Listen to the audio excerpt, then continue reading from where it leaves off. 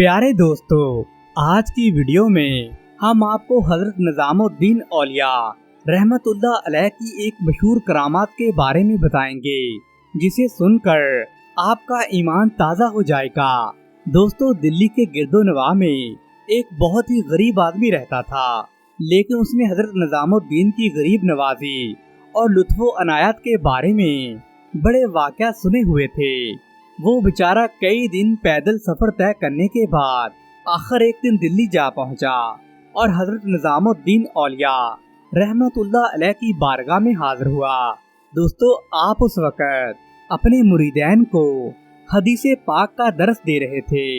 दोस्तों, जब आप रहमतुल्लाह अलैह ने एक बदहाल और फटे पुराने कपड़े पहने आदमी को अपनी खानका के दरवाजे पर हैरानो परेशान देखा तो हाथ के इशारे से आपने उसे बैठ जाने के लिए कहा। जब आपने हदीसे पाक का दरस खत्म किया और हाज़रीन मजलिस अपने अपने घरों को जा रहे थे तो हजरत निजामुद्दीन औलिया ने उस गरीब आदमी को अपने पास बुलाया और नहायत शफकत अमेज लहजे में उसकी आमद का सबब पूछने लगे। तो वो गरीब आदमी कहने लगा, हजरत, मैंने अपनी सारी जिंदगी बड़ी गरीबी में गुजार दी है, लेकिन आज तक मैंने किसी के सामने दस्ते दराज बुलंद नहीं किया। शायद मैं आखिरी दम तक भी अपना दामन किसी के आगे ना फैलाता, मगर मेरी जिंदगी की सबसे बड़ी जरूरत ने मुझे आपके आस्ताना आलिया तक आने के लिए मजबूर कर दिया है। मैं बड़ा मुफलस और नादार आदमी हूँ और अब भी दिल की बात कहते हुए मुझे बड़ी शर्म महसूस हो रही है। दोस्तों, सादमे की गुफ्तगू का अंदाज बड़ा पेचीदा था। हजरत निजामुद्दीन औलिया अपने खुदाम की तरफ देखने लगे जो उस वक्त आपके पास ही बैठे हुए थे। खुदाम उठकर चले गए। अब वहाँ हजरत निजामुद्दीन औलिया रहमतुल्लाह अलैह और उस सवाली आदमी के सिवा कोई तीसरा आदमी मौजूद नहीं था। ऐ आदमी, तुम्हें जो भी कुछ कहना है बिला तकल्लुफ कह डालो। अब यहाँ पर कोई भी गैर आदमी नहीं है। मैं खुद तुम्हारा अजीज हूँ। मुझे अपना समझकर जो भी बात तुम्हारे जहन में है वो सारी कह डालो। दोस्तों, काफी शशोपंज के बाद वो आदमी ज़ारो कितार रोने लगा और कहने लगा, शेख, मैं एक सैयदजादा हूँ। सारी उम्र मेहनत और मजदूरी में गुजार दी। मेरी 3 बेटियां हैं, लेकिन अब वो तीनों जवान हो चुकी हैं। कोई अहले गैरत नहीं आता कि वो मेरी बेटियों के साथ रिश्ता जोड़े। ना तो मेरे पास देने के लिए कीमती जहेज है और ना ही पुरतकल्लफ दावतों के लिए और शाना साजो सामान देने के लिए पैसे हैं। मैं करूं तो क्या करूं? मुझे तो 2 वक्त की रोटी भी बड़ी मुश्किल से मिलती है। एक दिन इत्तेफाक से मेरे एक रिश्तेदार ने मुझे आपके बारे में बताया कि आप दिल्ली के बल्कि आप हिंदुस्तान के बेताज बादशाह हैं। आपके दरवाजे से कोई भी खाली हाथ वापस नहीं लौटता। यही सोचकर मैं आप रहमतुल्लाह अलैह की खिदमत में हाजिर हुआ हूँ। मेरे भाई, तुम्हें किसी ने गलत बताया है कि मैं हिंदुस्तान का बेताज बादशाह हूँ। दरवेशी में तो बादशाही का तस्वर ही हराम है। शहनशाह तो सिर्फ अल्लाह ताला की जात है। मैं तो उसकी अजीम शान सल्तनत में रहने वाला एक छोटा सा आदमी हूँ जिसे अल्लाह ताला ने अपनी रहमत के साए में छुपा रखा है। ना मैं यहाँ कुछ लेकर आया था और ना ही मैं अपने साथ कुछ लेकर जाऊंगा। जो कुछ भी है सब अल्लाह ताला की अता है और वो अपने लामहदूद खजानों में से जिसे चाहता है उतना ही अता करता है। दोस्तों, ये कहकर निजामुद्दीन औलिया रहमतुल्लाह अलैह ने अपने खादमे खास ख्वाजा इकबाल को तलब फरमाया और फिर सरगोशी के आलम में से कहने लगे, इकबाल, तुम्हारे पास जो भी पैसे हैं वो लेकर आओ। ख्वाजा इकबाल पीरो मुर्शिद का हुक्म सुनकर फौरन वापस चले गए और थोड़ी देर के बाद जब वो वापस आए तो वो बड़े उदास थे। ख्वाजा इकबाल ने झुके हुए सर के साथ कहा, ख्वाजा निजामुद्दीन साहब, आज इत्तेफाक से एक सिक्का भी मौजूद नहीं है। जिस कदर रकम मौजूद थी उससे मैंने सामान खरीद लिया है। दोस्तों, निजामुद्दीन औलिया ने ख्वाजा इकबाल को हुक्म देते हुए फरमाया, अब जो भी नजर या तोहफा आए उसे मेरे पास लेकर आना। दोस्तों, फिर से ख्वाजा इकबाल चले गए तो हजरत निजामुद्दीन औलिया ने अपने मेहमान को तसल्ली देते हुए फरमाया, भाई, तुम परेशान न हो। اللہ کارساز کافی ہے، وہی مشکل کشا ہے، مجھے اس کی ذات پاک پر پورا یقین کامل ہے، وہ تمہاری حاجت روائی ضرور کرے گا، انشاءاللہ تمہاری غریب بچیوں کی شادی حسب منشا ضرور ہو جائے گی اور ان کے جہیز کا انتظام بھی کہیں نہ کہیں سے ہو ہی جائے گا۔ آج ہماری خانقاہ میں جتنے بھی تحفے اور نذرانے آئیں گے ان سب پر تمہارا حق ہوگا۔ دوستو، حضرت نظام الدین اولیاء رحمت اللہ علیہ کے فرمان کے بعد اس غریب آدمی کے چہرے پر ذرا اطمینان سا آ گیا اور وہ بڑے والہانہ انداز میں کہنے لگا، حضرت شیخ، دونوں جہاں میں آپ کا مرتبہ بلند ہو، میں نے جیسے سنا تھا آپ کو ویسے ہی پایا ہے۔ دوستو، خواجہ نظام الدین اولیاء رحمت اللہ علیہ نے مہمان کی زبان سے اپنی تعریف سنی تو فوراً موضوع بدل دیا اور کہنے لگے، دلی کا کوئی امیر نذرانہ بھیجے تو آپ رحمت اللہ علیہ اس مجبور باپ کی حاجت روائی کر سکیں۔ اب دوستو، اتفاق سے ہی کہا جا سکتا ہے کہ ایک دن ایک آدمی کوئی بھی تحفہ یا نذرانہ لے کر حضرت خواجہ کی بارگاہ میں حاضر نہیں ہوا۔ یہ بڑے تعجب کی بات تھی، کیونکہ خواجہ کی خانقاہ پر روزانہ ہی لوگوں کا تانتا بندھا رہتا تھا، بہت سارے نذرانے اور تحفے تحائف آتے رہتے تھے، لیکن آج خدا کی کرنی ایسی ہوئی کہ کوئی بھی آدمی تحفے تحائف لے کر نہیں گزرا۔ خانقاہ میں ہزاروں کی رقم آتی تھی، لیکن آج تو کچھ بھی نہیں آیا۔ آخر جب رات ہو گئی تو محبوب الہی رحمت اللہ علیہ نماز سے فارغ ہوئے تو آپ رحمت اللہ علیہ نے اپنے غریب مہمان سے معذرتانہ لہجے میں فرمایا، سید بھائی، میں بڑا شرمندہ ہوں، تمہارا نہایت قیمتی وقت اس حالت میں گزر گیا، لیکن پھر بھی انسان کو صبر سے کام لینا چاہیے، صبر ہی سلامتی کا واحد راستہ ہے، صبر ہی سے انسان کی نجات ہے۔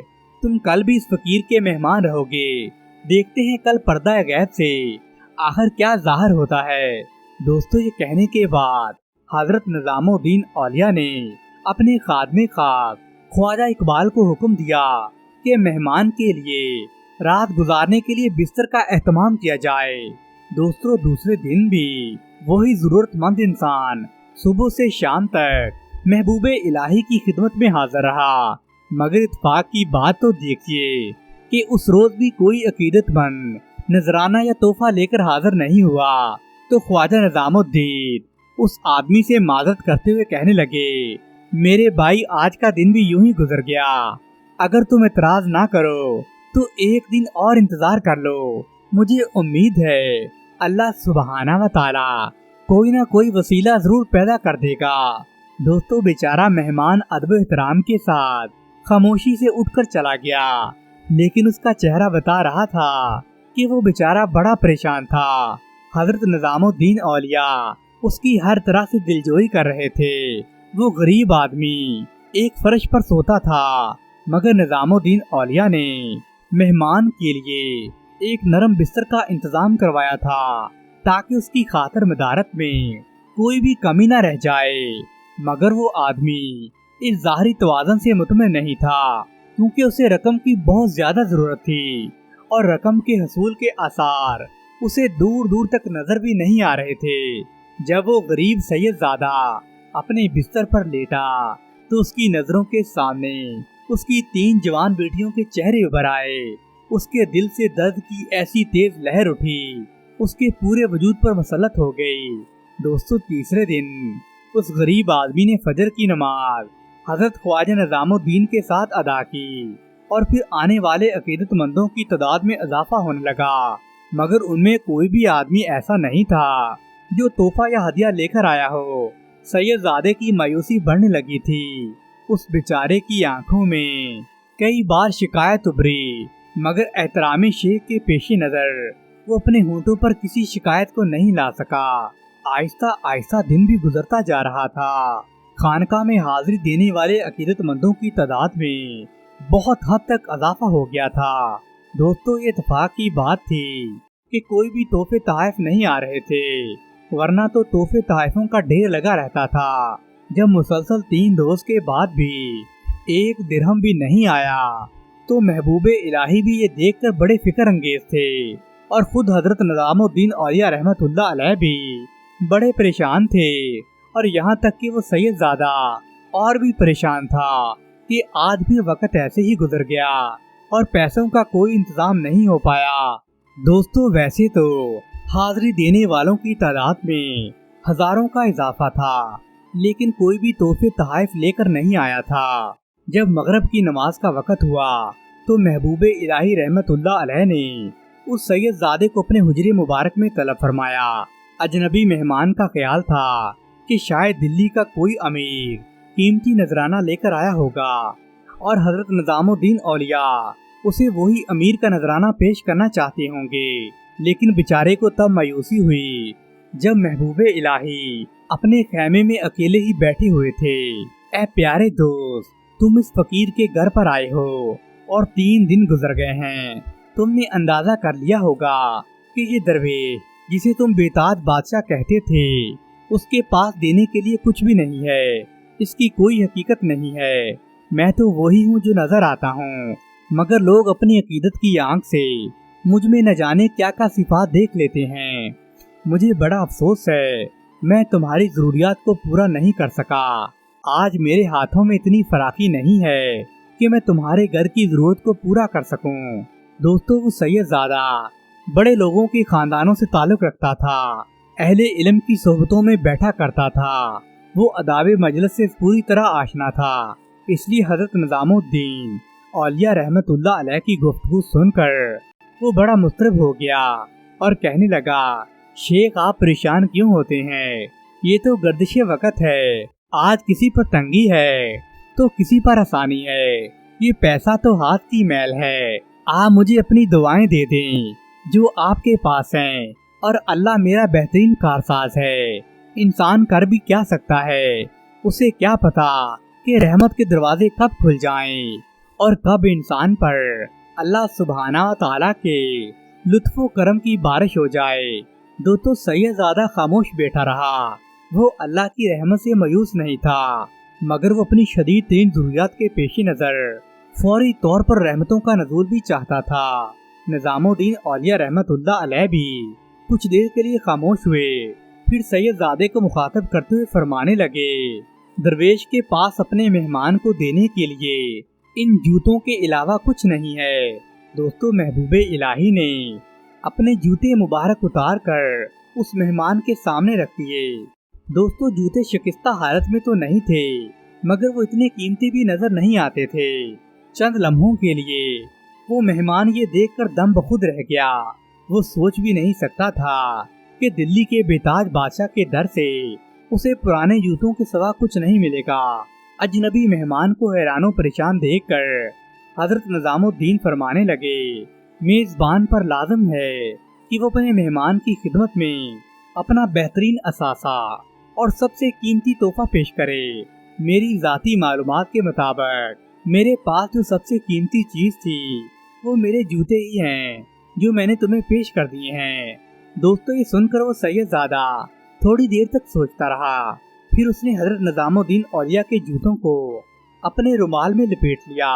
उसके बाद जाने की इजाजत मांगने लगा और इंतहाई बेदिली के आलम में खानका से निकलकर शहर की जानब रवाना हो गया।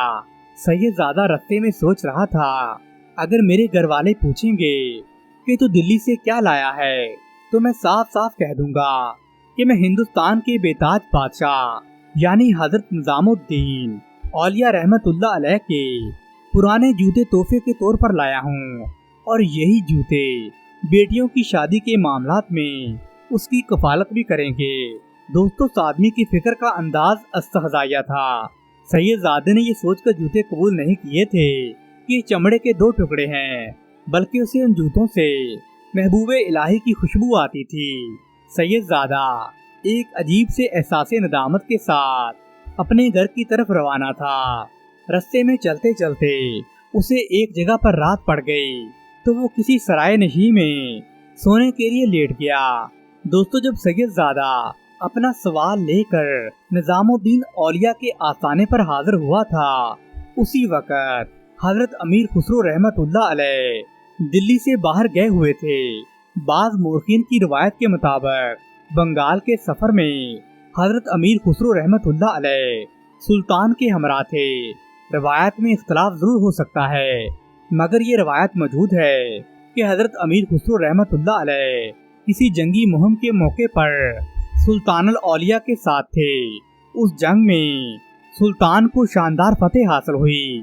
اس فتح سے متاثر ہو کر حضرت امیر خسرو رحمت اللہ علیہ نے سلطان کی شان میں ایک پرجوش قصیدہ کہا تھا، جس کے جواب میں سلطان نے 5 لاکھ نقری سکے بطور انعام کے طور پر دیے تھے۔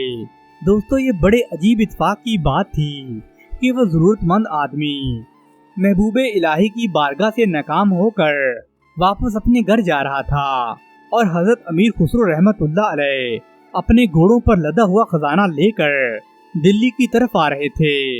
دوستو، معتبر تاریخوں کی روایت میں آتا ہے کہ رات کے وقت جب حضرت امیر خسرو رحمت اللہ علیہ اپنے شاہی لشکر کو لے کر اس سرائے کے قریب سے گزرے تو آپ رحمت اللہ علیہ نے اپنے لشکر کو فوری ٹھہر جانے کا حکم دیا اور فرمانے لگے، مجھے اپنے شیخ یعنی حضرت نظام الدین اولیاء کی خوشبو آ رہی ہے۔ مجھے نہ جانے کیوں لگتا ہے وہ ہمارے آس پاس ہی موجود ہیں۔ دوستو، امیر خسرو رحمت اللہ علیہ بار بار یہ جملہ دہرا رہے تھے اور پریشان ہو کر اپنے اطراف کا جائزہ بھی لے رہے تھے۔ حضرت امیر خسرو کی یہ کیفیت دیکھ کر بڑے بڑے فوجی افسران اپنے گھوڑوں سے نیچے اتر آئے اور کہنے لگے، حضرت امیر جی، آپ کیا محسوس کر رہے ہیں؟ اس مقام پر پیر و مرشد کیسے آ سکتے ہیں؟ میں اس خوشبو کو کبھی بھی نظر انداز نہیں کر سکتا۔ اس خوشبو نے میرے اندر ایک عجیب سی کیفیت برپا کر دی ہے۔ یہ خوشبو تمام فضا کو معطر کر رہی ہے۔ ایسے محسوس ہوتا ہے میرے پیر و مرشد یہیں کہیں آس پاس ہیں اور اسی مقام سے گزر رہے ہیں۔ دوستو، امیر خسرو کی وارفتگی میں اضافہ ہوتا جا رہا تھا۔ آخر یہ لوگ چلتے چلاتے ایک سرائے کے قریب پہنچ گئے۔ یہاں سے خوشبو بہت تیز آ رہی تھی۔ چونکہ رات زیادہ گزر گئی تھی تو سرائے کا دروازہ بھی بند ہو چکا تھا۔ مالک کو طلب کر کے انہوں نے سرائے کا دروازہ کھلوایا۔ خوشبو کچھ اور بھی نمایاں ہو گئی تو امیر خسرو رحمت اللہ علیہ بے قرار ہو کر سرائے کی گوشے کی طرف بڑھے، جہاں پر ایک غریب آدمی سویا ہوا تھا۔ خوشبو اسی کے قریب سے آ رہی تھی۔ امیر خسرو رحمت اللہ علیہ نے اس آدمی کو اٹھایا۔ وہ آنکھیں ملتا ہوا ناگواری کے عالم میں اٹھا تو امیر خسرو رحمت اللہ علیہ نے معذرت خوانہ لہجے میں کہا، میں ایک بات جاننا چاہتا ہوں، مجھے کیوں لگتا ہے کہ تمہارے پاس سے ہمارے سید، میرے پیر و مرشد نظام الدین اولیاء کی کوئی چیز موجود ہے؟ دوستو، امیر خسرو کہنے لگے، نہ تو میں آپ کو جانتا ہوں اور نہ ہی پہچانتا ہوں، لیکن مجھے ایسا محسوس ہوتا ہے کہ آپ کے پاس سے میرے محبوب کی خوشبو آ رہی ہے۔ دوستو، وہ غریب مسافر کہنے لگا، بھائی آپ نے ٹھیک سمجھا ہے، میں آج ہی شیخ نظام الدین اولیاء سے مل کر آ رہا ہوں۔ دوستو، وہ آدمی بھی کسی قدر صورتحال کو سمجھ گیا تھا کہ کیسے ہیں میرے شیخ۔ امیر خسرو رحمت اللہ علیہ پوچھنے لگے، آپ کے شیخ تو بہت اچھے ہیں، مگر انہوں نے میرے ساتھ اچھا سلوک نہیں کیا۔ مسافر کا لہجہ طنز و تیز تھا۔ ان کی سخاوت کے میں نے بڑے قصے سنے تھے، مگر جب میں نے اپنی بیٹی کی شادی کے لیے ان کے آگے دستے دراز طلب کیا تو تمہارے شیخ نے مجھے اپنے پرانے جوتے دے دیے اور مجھے کہنے لگے، یہ جوتے ضرور تمہاری کفالت کریں گے، میرے مرشد کے نالین مبارک۔ دوستو، یہ دیکھتے ہی امیر خسرو تو بے قرار ہو گئے۔ دوستو، نظام الدین اولیاء نے جوتے جو کہ کپڑے میں لپٹے ہوئے تھے اس آدمی سے کہا، تو مجھے انہیں فروخت کر دو۔ تو امیر خسرو کے چہرے پر عجیب سی روشنی تھی جسے وہ دنیا کی سب سے قیمتی چیز سمجھ رہے تھے۔ دوستو، یہ ایک مذاق نہیں تھا۔ وہ کہنے لگا، کیا تمہیں میری حالت پر رحم نہیں آتا؟ سید زادہ بیچارہ بڑا پریشان نظر آ رہا تھا۔ وہ کہنے لگے، میں مذاق نہیں کر رہا۔ اچانک امیر خسرو کے لہجے میں غصہ آ گیا، تو نے میرے شیخ کو پہچاننے میں بڑی غلطی کر دی ہے۔ دوستو، سید زادہ بھی اب سنبھل گیا تھا۔ پھر اس نے عذرائے تمسخر کہا، تم ان جوتوں کی کیا قیمت دو گے؟ تو امیر خسرو کہنے لگے، اس وقت میرے پاس 5 لاکھ سکے موجود ہیں، میں وہ سب تمہیں دے سکتا ہوں۔ اگر یہ رقم ناکافی ہے تو میرے ساتھ واپس دلی چلو، تو میں تمہیں اس سے بھی زیادہ رقم اور دوں گا۔ दोस्तों सैयदजादा ये सुनकर हैरान और परेशान हो गया। उसने तो अपने ख्वाब में भी नहीं सोचा था कि हजरत निजामुद्दीन औलिया के जूतों की ये कदर कीमत होगी। उसने फौरन जूते उठाकर अमीर खुसरो के हवाले कर दिए और कहने लगा, हजूर मुझे तो सिर्फ 1000 सिक्के चाहिए। खुदा के लिए वादे से फिर न जाना, क्योंकि मेरी 3 बेटियां हैं, मुझे उनकी शादी करनी है। मुझे सिर्फ 1000 सिक्के दे दें। दोस्तों अमीर खुसरो रहमतुल्लाह अलैह ने अपने घोड़ों की तरफ इशारा करते हुए फरमाया, ऐ सैयदजादे, इस घोड़ों पर इतना माल लदा हुआ है कि तेरी 7 पुश्तें भी बैठकर आराम से खा सकती हैं। जा तुझे जितना चाहिए यहाँ से उतार कर ले जा। दोस्तों तारीख में आता है कि उस आदमी ने वहाँ से जितना भी हो सका मालो दौलत और सिक्के इकट्ठे किए और वहाँ से चल दिया।